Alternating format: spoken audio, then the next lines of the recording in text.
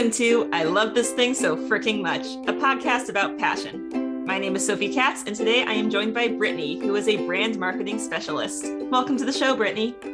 Hi, Sophie. Thanks so much for having me. Thanks for being here. So here's how this works. Brittany will have 3 minutes to talk about something that she loves. This can be a person, place, thing, concept, activity, anything she wants. Our only requirement is that she loves it wholeheartedly and wants to tell us why. Are you ready, Brittany? I'm ready. Excellent. Got my timer here. Now, what do you love so freaking much?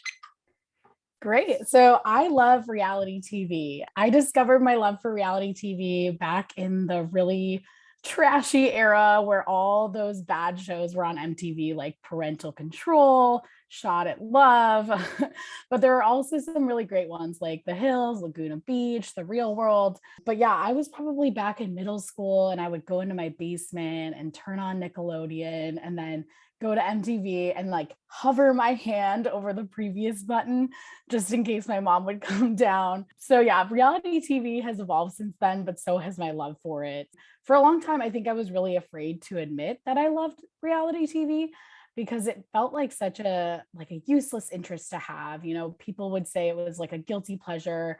I would call it my guilty pleasure.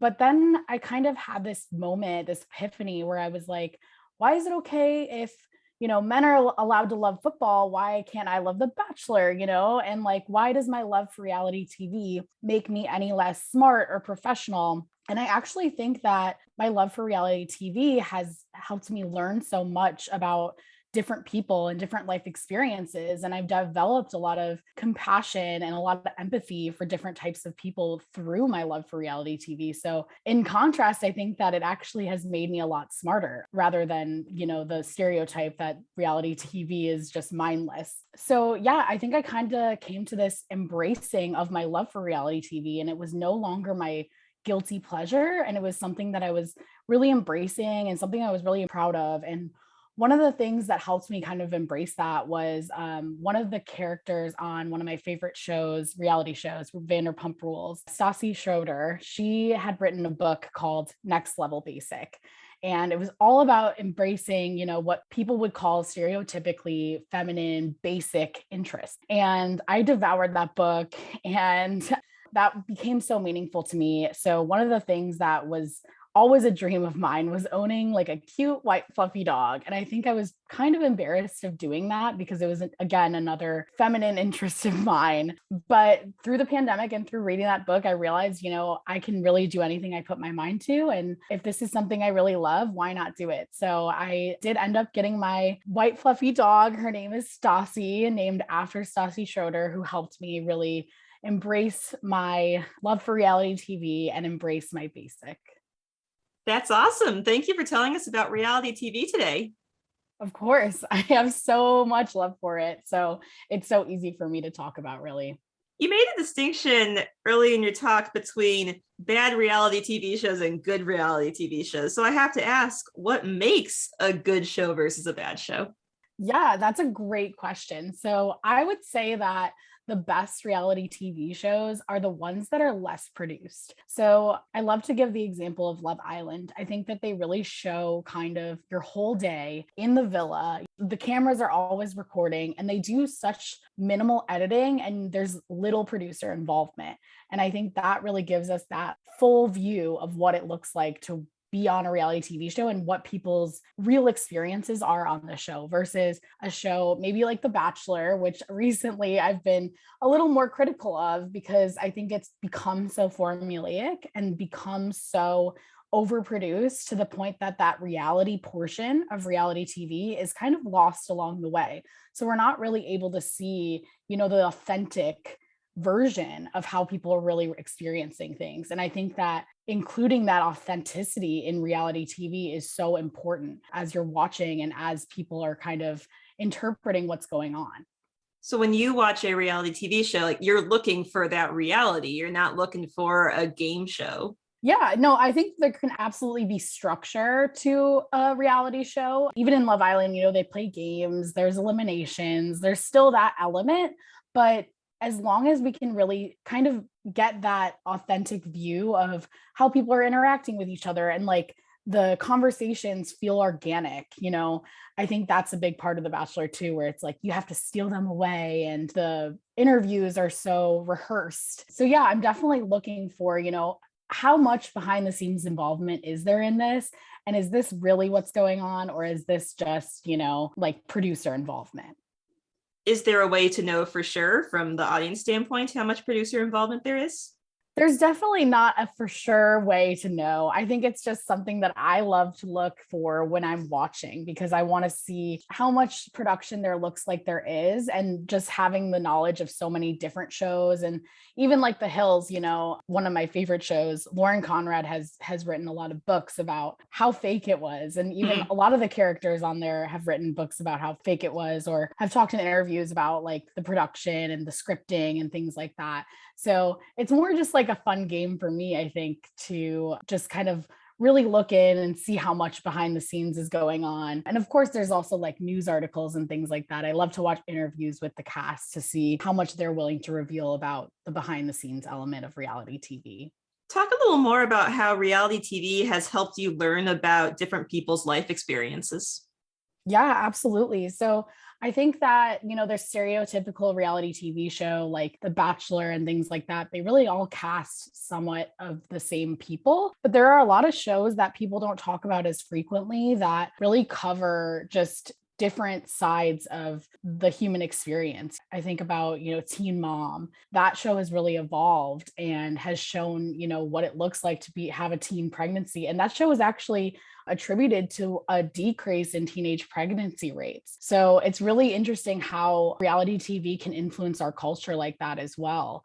This is kind of an old example, but Breaking Amish was a show on MTV that I thought was really interesting to learn more about, the Amish experience in America.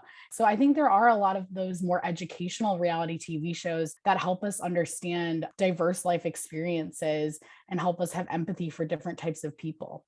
So it's obvious that reality TV means a lot to you. I mean, it's the topic you chose to bring on to I love this thing so freaking much. Yeah. But you also talked about how it took you a while to admit that to yourself because people tend to think that reality TV is a guilty pleasure or mindless or useless. Why do you think people have that perception of reality TV?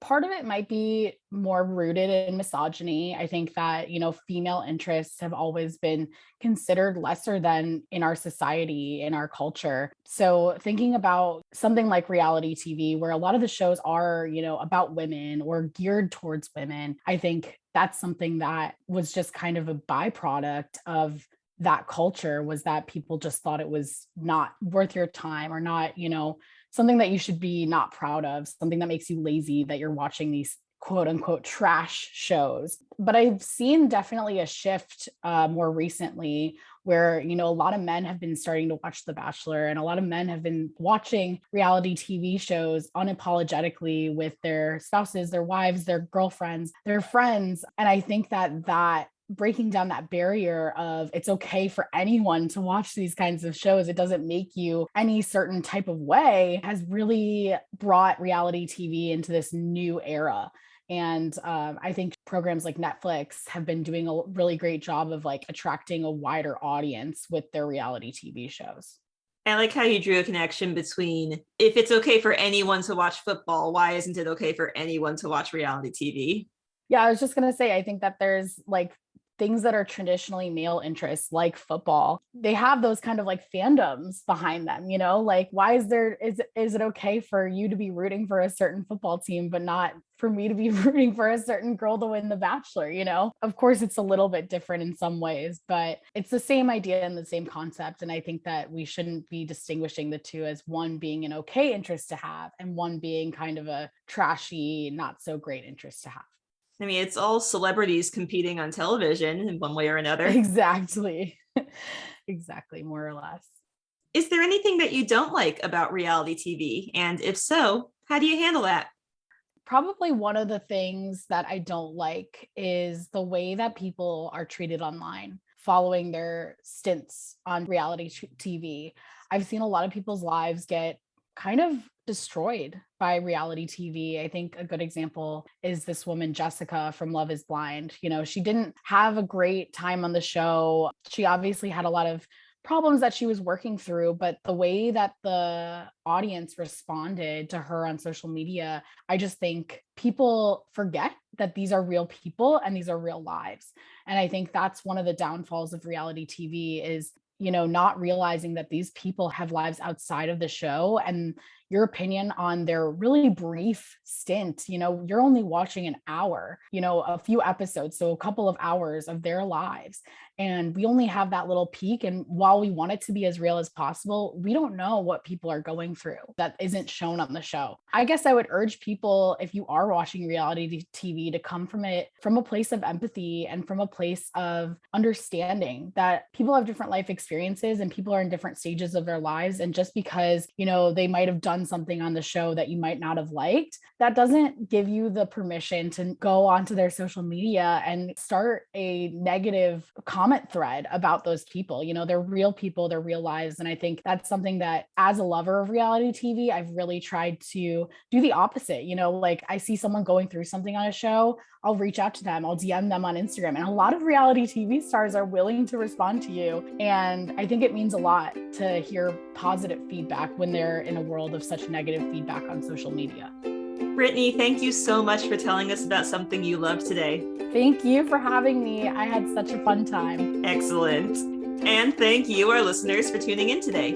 If you would like to learn more about reality TV or our guest, Brittany, you can find her social media information in the episode description. And don't forget to use the hashtag #LoveThisThingCast to tell us about the things you love. I Love This Thing So Fricking Much is a production of Through the Window Media. This episode was directed and edited by Sophie A. Katz. You can find us at Through the Window on Twitter, Facebook, Instagram, or Tumblr. That is THROU the window at all those social media sites. Be good to yourself, be kind to each other, and you'll hear from us again soon.